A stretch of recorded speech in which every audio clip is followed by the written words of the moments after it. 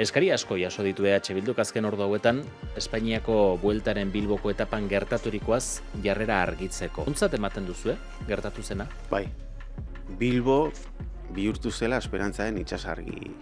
Orain dela gaitzespen askatu izan zaigu. Eta nik uste dut, esan behar dugula argi eta garbi, guk gaitzesten dugula Palestinan Israel egiten ari dena, eta gaitzesten dugula bainari gabe. Argi izan behar du zertaz ari garen. Ari gara genozidio bat salatzen.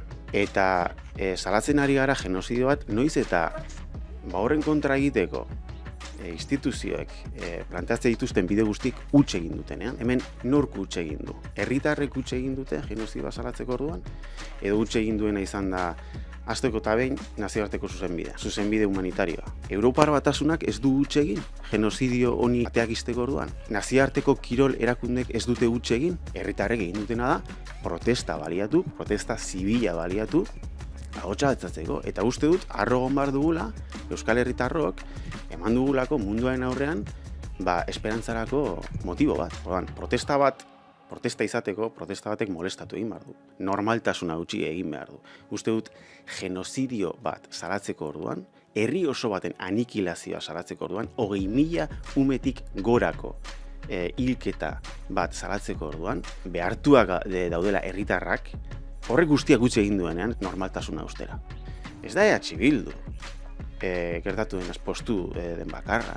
Jende asko postu da. Gaur kotxean gentozen errepasatzen, sare sozialak errepasatzen. Mikel Aiestaran irakurri du sare sozialetan gora Bilbo esanez.